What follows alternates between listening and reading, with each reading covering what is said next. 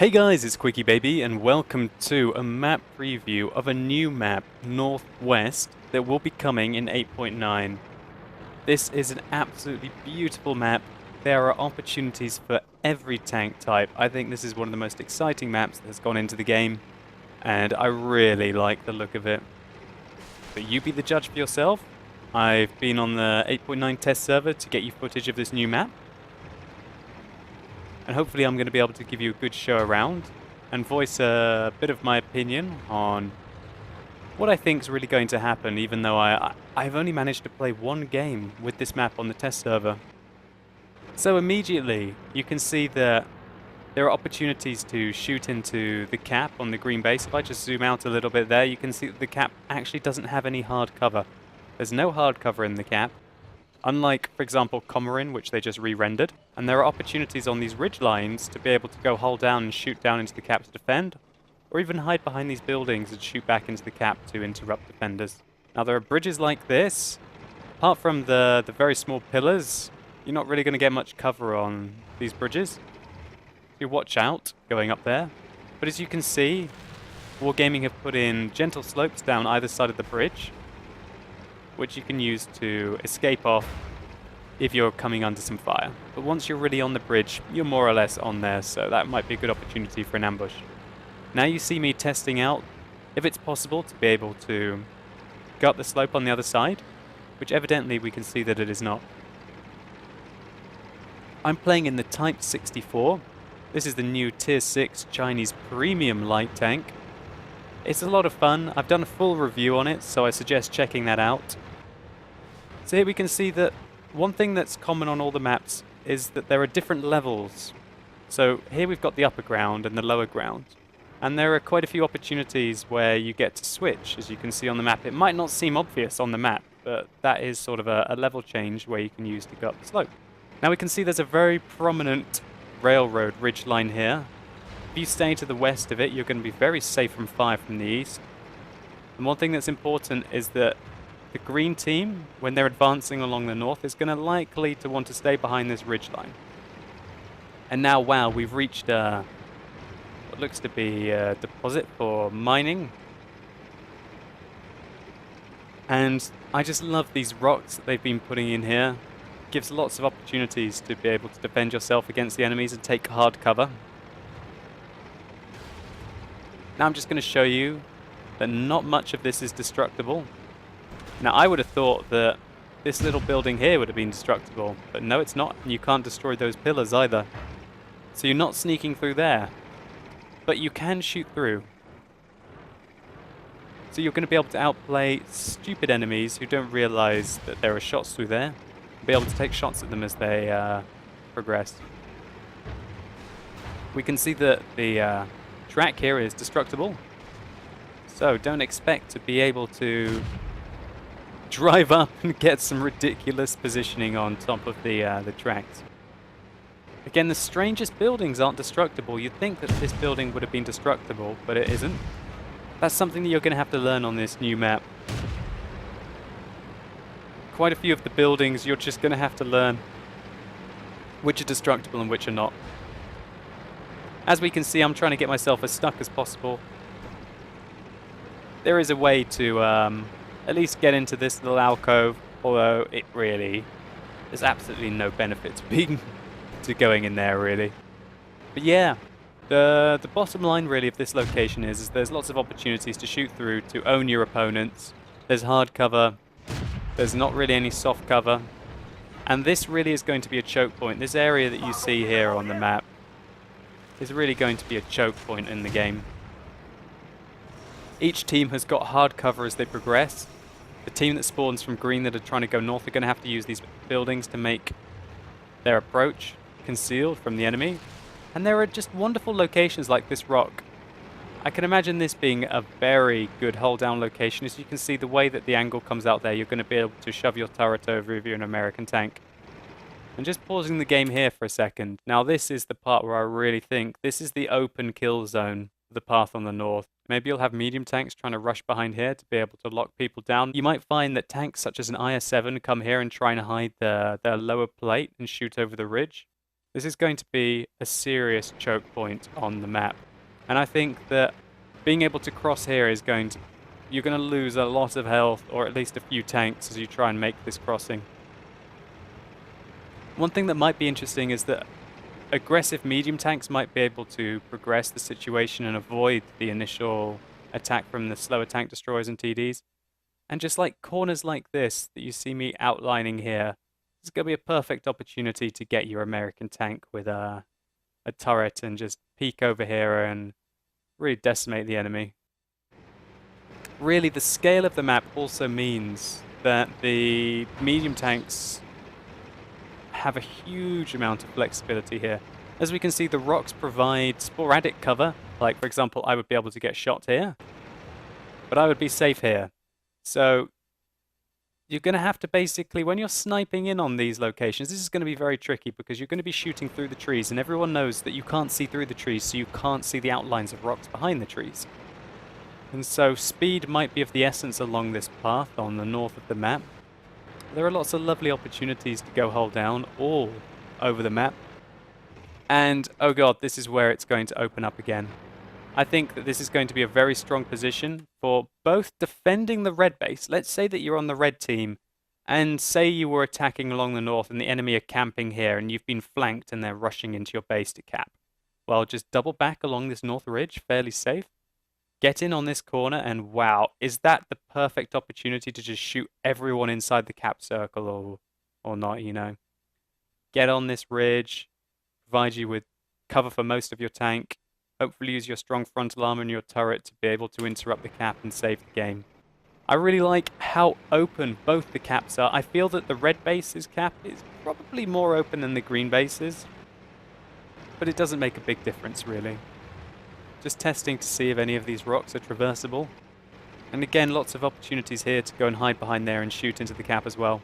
Now, the approach that I would take if I was attacking from the north from the green base is I would have gone along here and then I'd probably dip down, because you're going to get shot at from all of the guys who are camping behind these buildings, and then maybe the people who have decided to camp behind these ridge lines as well. This rock might be a lifesaver, and you can progress down underneath their gun line, and you can see just how good medium and light tanks are going to be on this map, able to flank around, really able to use their speed.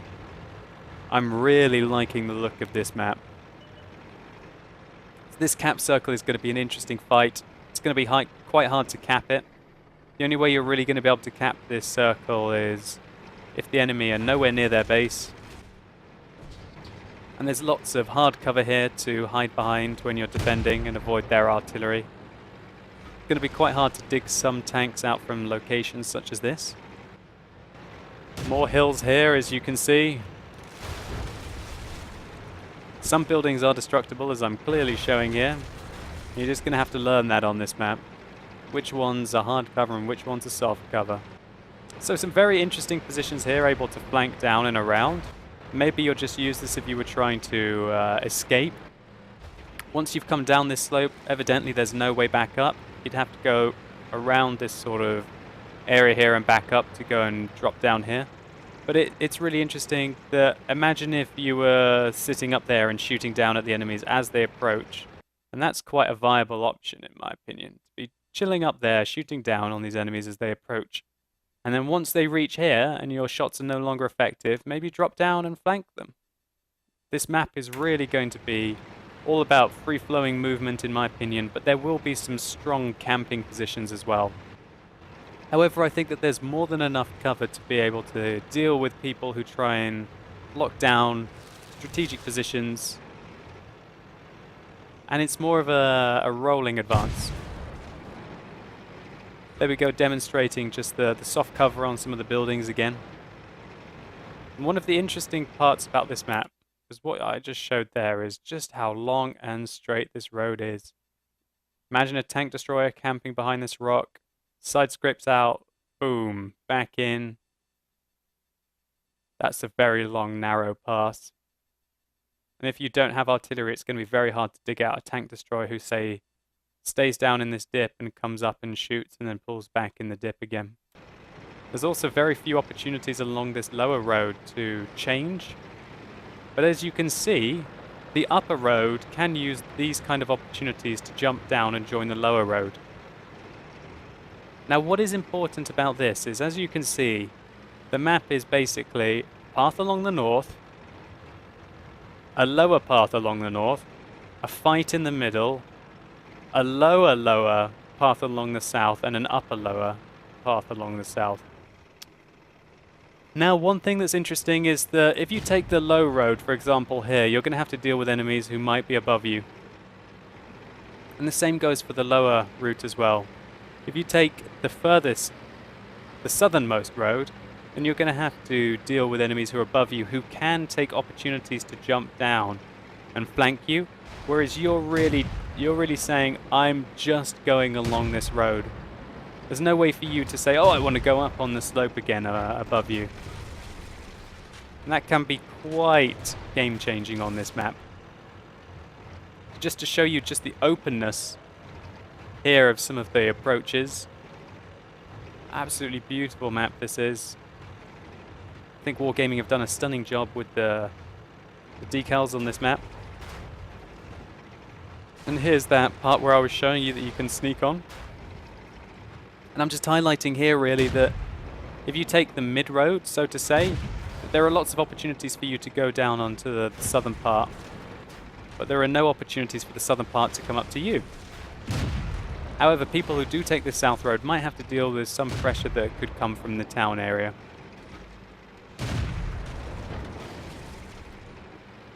Here we can see another location where the southern road can be ambushed from the upper road.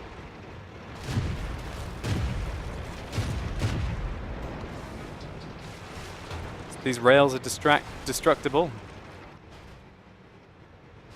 And that's quite an interesting location here. This is a way for you to be able to enter what I call this town in the middle. The sort of... I guess this is more or less the... Well, yeah, I'll just call it a town in the middle. It's more of an industrial area, but... This sort of square in the middle is where sort of I think the heavies will gravitate towards. Or any tanks will really fight it out in the middle. I think the people who like to fight it out in the middle are people who like the mid to short range engagements. And then the people who take the routes along the north, along the middle, along the southern two passes are going to be the medium tanks and maybe some of the camping tank destroyers. So here we can see the bushes are fairly sporadic on this map. There aren't that many good bushes. But I'm sure when we come to the live server and we learn the kind of routes that people take, then we're going to be able to figure out what kind of positions are best to hold with the bushes. So right now I'm just going to pause. I'm going to make the map a little bigger and I'm just going to highlight what I really think about this. There's a central town area basically, and that's where anyone will really go there. Some medium tanks will go there. Basically, some people are more inclined to go into the town and some people are more inclined to use the free-flowing linear passes. That's a bit of an oxymoron, really, saying a free-flowing linear pass, but it's just the way it's going to be. So some people will go into the town, and then there are 4 routes. There's the upper road, the lower upper road, the southern upper road, and the lower southern road. And I've highlighted that people will be able to make moves down on the lower roads, but the lower roads are literally not going to be able to attack the upper roads. I don't really feel that there's any advantage to using this route. I really feel that maybe you'll just have a few tanks holding it, and I don't think the fight will be advanced here. I think that these buildings along here, and the mid-road will be easier. But I guess the mid-road has the issue of people in the town maybe branching off to try and ambush you, whereas the lower road really won't have the people in the town being as ready and easy to come and make a branching attack onto you. With the upper road, we've clearly found that there's a huge choke point here, and there'll be lots of shooting at each other to try and gain control of probably the rail and the group of buildings that are up here. I think basically we're going to see teams flanking along here, and urban combat, so to say, occurring in the center of the map. I think this is definitely one of the most exciting maps that Wargaming have put in. It's beautiful. There's opportunities for every tank type. Literally for every tank type. I personally feel that medium tanks are going to have the flexibility to work on this map. This is probably going to be more of a map for a bat chat than it is, for example, than an FV4202. The FV4202 might be struggling with its 40 km/h top speed limit, whereas a bat chat might be able to go breakneck speed and outmaneuver the enemies and withdraw when they find that people are camping. Anyway, guys, that's all I want to say about Northwest. Now we're going to take a look at a new encounter game mode. So that's right, the new encounter will be on Erlenburg, which, hats off to you Wargaming. This was the map that the standard game mode is really boring, encourages camping. It's probably one of the worst maps in the game on standard, a lot like Redshire. I'm not sure what you guys think, but Redshire on standard is boring as hell, but as soon as you add the encounter game mode, it's very exciting. I think exactly the same has been achieved with Erlenburg. On the standard game mode, this map definitely encourages camping, and it becomes a standoff where one team camps along the river and then waits for the other team to try and advance over the river and gets destroyed. I'm not saying that happens every time, but I'm saying that probably happens more often than not, and that's what will make a map unbalanced and boring to play. However, the encounter on Erlenburg, as you can see immediately, the cap circle is gigantic. I'm not sure if we've ever seen a cap circle this big, but maybe I am incorrect. I think this might be the biggest cap circle for an encounter in World of Tanks, but maybe I'm wrong. As you can see, it stretches over both sides of the river, so players will be able to take defensive locations behind each of the building to contest the cap. And what's going to happen is that tanks will have to contest the cap because, I don't know, predominantly a lot of players are drawn towards capping. And it's lovely that there's going to be opportunities to hide behind buildings and to duke it out in the town area. Now, what's probably more interesting, and none of the rest of Erlenburg has really changed, so I'm just going to pause the game here, increase the map size, and talk it over. Now, looking at the encounter, the spawn locations have completely changed. Previously, this base would spawn here, and this base would spawn here and here. Now the main difference about spawning here compared to here is that you're on a different side of the river, and also you're further away from this location. Now if you've watched my live streams and videos, you'll notice that I love to just push over the river immediately and try and take up a stronghold on the enemy's side of the river. However, I do that to really just try and make the game interesting, otherwise Erlenburg turns into one of the campiest, horrible maps that you can play in World of Tanks. However, now because the people who spawn here have been moved over here and the people who spawn here have been moved over here, so the option is, okay, I'm just going to cross over the river and turn it into a regular game, or I'm encouraged to go over to what used to be the opposite side for the base that would spawn here and then progress. What I think is going to happen is that some of the people from Green Base will progress along these buildings and camp here contesting the cap. Some of the people from the Red Base will progress along here and camp at these buildings. A few of them, I think the majority will then go up and attack along here, and the majority of the Greens will go and attack along here. Now what we've got to hope is that some people are going to realize, oh god, then that's just going to be Erlenburg all over again, rinsed and repeated, like the standard game mode. Hopefully,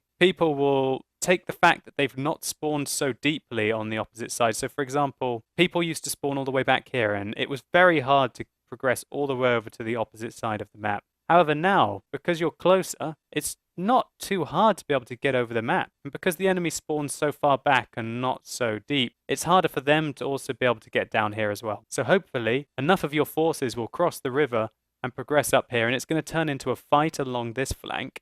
A fight along this flank where hopefully equal numbers of tanks have gone here, and maybe one or two have gone to contest the cap. People who contest the cap will be getting shot down on from the hills, from this side, from the green base. So the red people who are contesting the cap will get shot down on from the green and from the green here.